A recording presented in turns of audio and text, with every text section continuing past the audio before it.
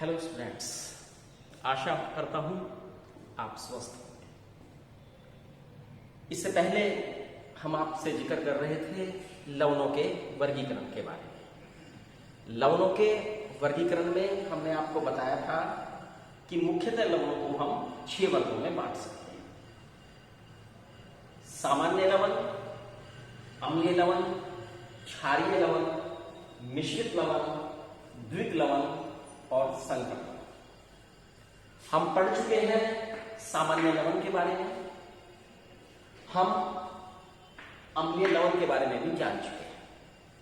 अब हम अध्ययन करेंगे क्षारीय लवण के बारे में कि क्षारीय लवण क्या है।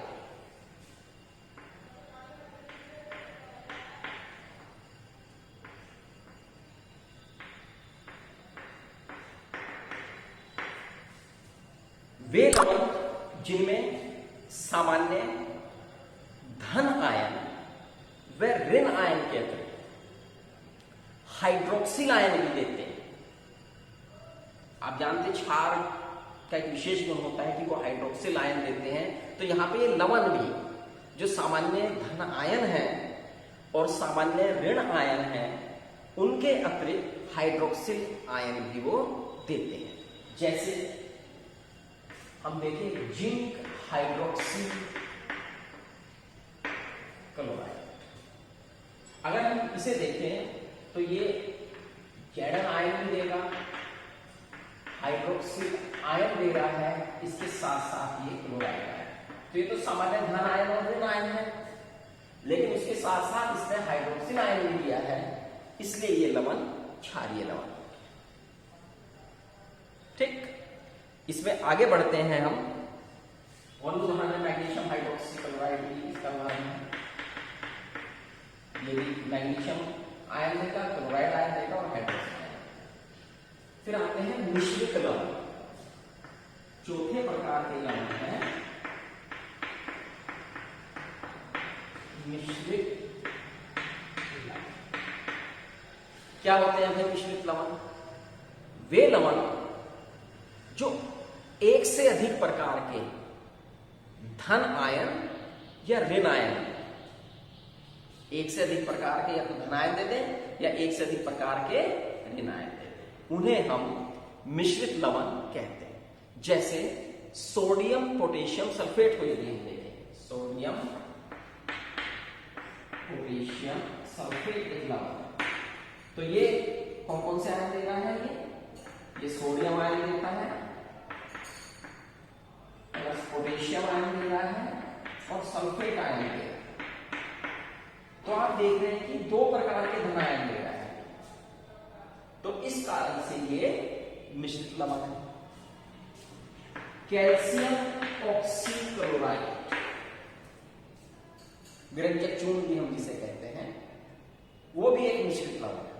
ये कैल्शियम आयन दे रहा है, ऑक्सीक्लोराइड आयन देगा और क्लोराइड आयन देगा। तो इस प्रकार से वो लवण जो एक से अधिक प्रकार के धन आयन या ऋण आयन देते हैं उन्हें हम मिश्रित लवण कहते हैं। आइए इसमें और आगे देखते हैं।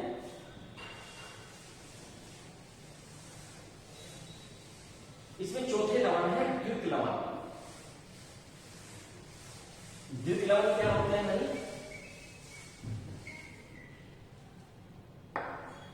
द्विक मीन्स 2, यानी वे लवण जो 2 सामान्य लवणों को मिलाकर, जलीय विलयन को मिलाकर प्राप्त किए जाते हैं, उन्हें हम द्विक लवण कहते हैं। जैसे एलम यानी पोटेशियम एल्यूमिनियम सल्फेट, जिसे हम सामान्य भाषा में फिटकरी के नाम से भी जानते हैं।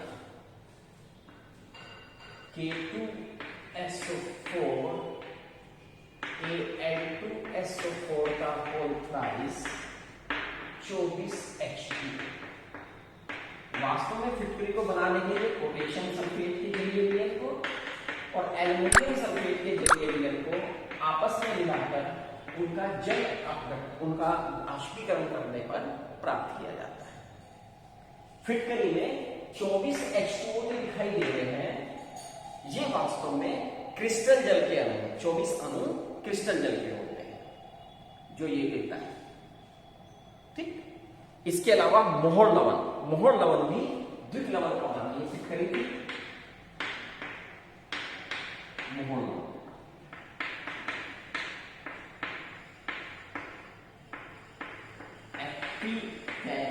सल्फेट, अमोनियम सल्फेट 24H2, ये भी दो लवणों को, सामान्य लवणों को मिलाकर फेरस सल्फेट और अमोनियम सल्फेट के जलीय विलयन को आपस में मिलाकर उसका क्रिस्टलन करने पर प्राप्त हो जाता है। तो वे लवण जिनमें जो दो सामान्य लवणों को मिलाकर बनाए जाते हैं, तैयार किए जाते हैं, द्विक लवण कहलाते हैं। छठे प्रकार के लवण है इसमें संकर लवण।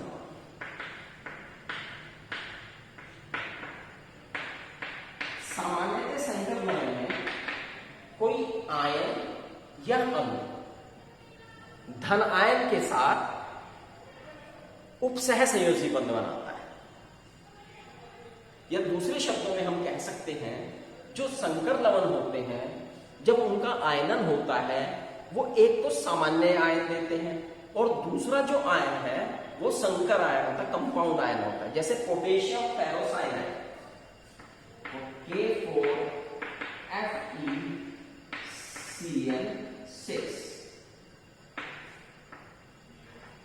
K4FeCN6 पोटेशियम फेरोसाइनाइड, जब इसका आयनन होगा तो 4KFeCN6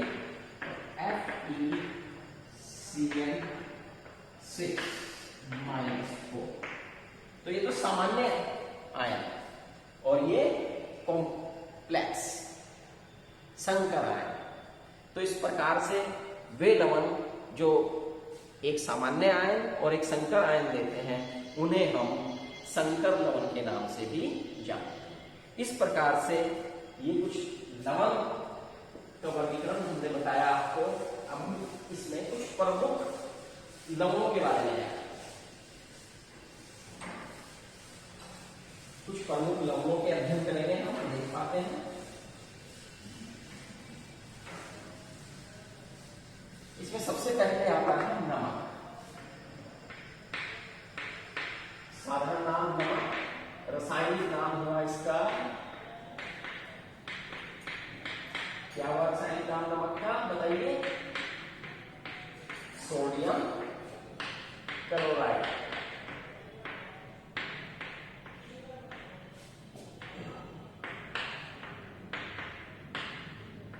रासायनिक सूत्र होता है NaCl।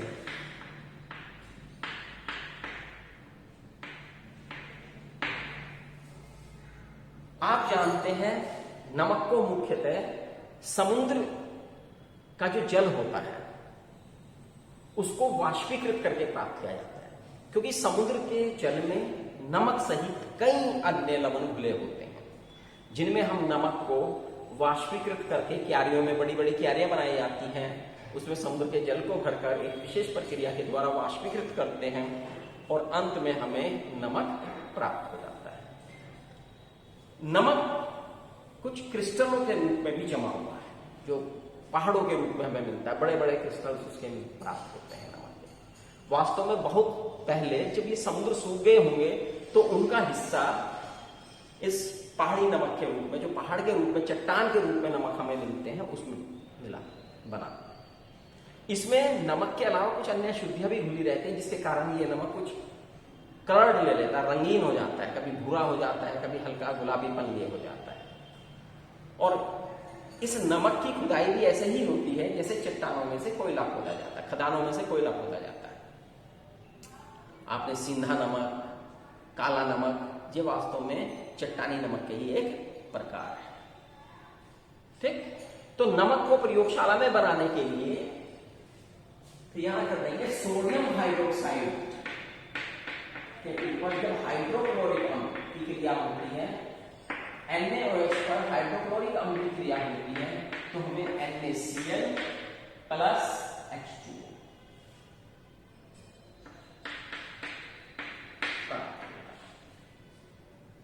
आप जानते हैं कि नमक एक सफेद रंग का क्रिस्टलीय ठोस है, हल्का सा आर्द्रताग्राही भी है। इससे कई उपयोग किए जाते हैं। आप देखते हैं कि आप अपना खाना बनाने में नमक का उपयोग करते हैं, सबसे महत्वपूर्ण तो ये है। दूसरा, नमक का उपयोग सोडियम हाइड्रोक्साइड, धावन सोडा, बेकिंग सोडा बनाने में किया जाता है। बहुत से ऐसे पदार्थ हैं जिनमें हम नमक का उपयोग करते हैं। नमक का हमारे जीवन में बहुत अधिक महत्व। तो अब हमने जैसे कहा कि इससे बनाया जाता है सोडियम हाइड्रोक्साइड, तो देखेंगे कि सोडियम हाइड्रोक्साइड कैसे बनता है।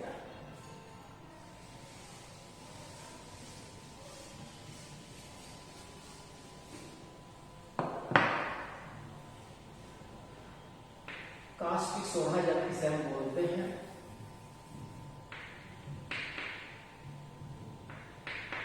कास्टिक सोडा, एक्साइड नाम सोडियम हाइड्रोक्साइड,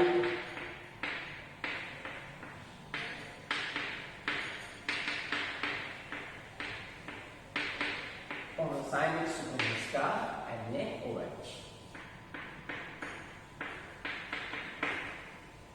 NaOH कैसे प्राप्त होता है सोडियम हाइड्रोक्साइड?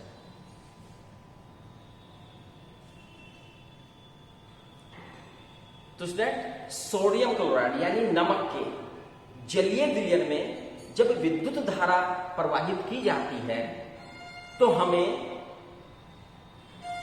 कैथोड पर और एनोड पर कुछ अलग अलग पदार्थ प्राप्त होते हैं। क्योंकि वैद्युत अपघटन हुआ है, आप जानते हैं कि वैद्युत अपघटन में एक वोल्टामीटर होता है, उसमें 2 इलेक्ट्रोड लगाए जाते हैं, एक धनात्मक इलेक्ट्रोड होता है, एक ऋणात्मक इलेक्ट्रोड होता है।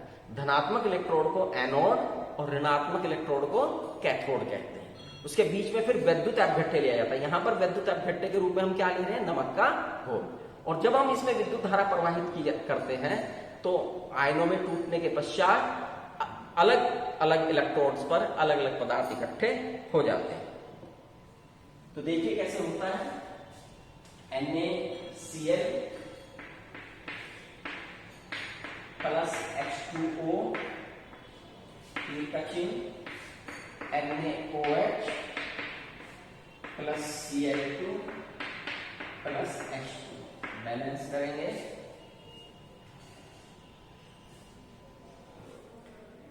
कि नमक बैलेंस कर लेंगे, 2NaCl प्लस 2H2O, सोडियम 2 है, 2 करने के लिए 2 करेंगे, क्लोरीन 1 और 1 2 है, तो यहां पर भी 2 हो गए, H2O 4 है, तो 4 करने के लिए 2 यहां पर है और 2 यहां पर, 4 हो गए। ठीक, ऑक्सीजन 2 है, ऑक्सीजन 2, इक्वेशन बैलेंस। ये गैस है, ये गैस, ये एक्वस है, एक्वस, लिक्विड, NaCl का घोल है, तो एक्वस। तो आप देखिए कि जब नमक के जलीय विलयन में विद्युत धारा हम प्रवाहित करते हैं तो हमें क्लोरीन गैस एनोड पर प्राप्त होती है। कहां प्राप्त होती है? एनोड। और कैथोड पर हाइड्रोजन गैस प्राप्त होती है, और कैथोड पर भी हमें NaOH भी मिल जाता है। 3 पदार्थ मिले हैं, सोडियम हाइड्रोक्साइड, क्लोरीन और हाइड्रोजन। सोडियम हाइड्रोक्साइड बनने की जो क्रिया है इसे हम क्लोर क्षार प्रक्रिया कहते हैं। क्लोर क्षार प्रक्रिया के नाम से हम इसे जानते हैं। ठीक है, और इसमें 3 पदार्थ मिले, NaOH, Cl2 और हाइड्रोजन। इन तीनों पदार्थों के अलग अलग उपयोग हैं। NaOH का उपयोग आप जानते हैं साबुन बनाने में किया जाता है, धावन सोडा बनाने में किया जाता है, धातुओं से ग्रीस हटाने में इसका उपयोग किया जाता है। हाइड्रोजन का उपयोग द्रवित हाइड्रोजन ईंधन के रूप में प्रयोग की जाती है। अमोनिया बनाने में इसका प्रयोग किया जाता है। वनस्पति तेल को बनाने में, वनस्पति घी को बनाने में वनस्पति तेल के साथ मिक्स करके हाइड्रोजन का प्रयोग किया जाता है। इसके साथ साथ हमें मिलती है क्लोरीन। क्लोरीन का उपयोग किया जाता है विरंजक चूर्ण को बनाने में, पदार्थों के रंग को उड़ाने में, कीटाणु नाशक के रूप में। इस प्रकार से हमें NaOH बनाने की क्रिया में 2 और पदार्थ एक्स्ट्रा मिल जाते हैं। तो स्टूडेंट्स, आप इसे अच्छी तरह से नोट करेंगे। आज की वीडियो में बस इतना ही। बाकी कल चैनल को सब्सक्राइब जरूर कीजिएगा और साथ के साथ जो भी आपको कार्य दिया जा रहा है उसके नोट्स आप अपनी उत्तर पुस्तिका में बनाते चलिएगा। Thank you.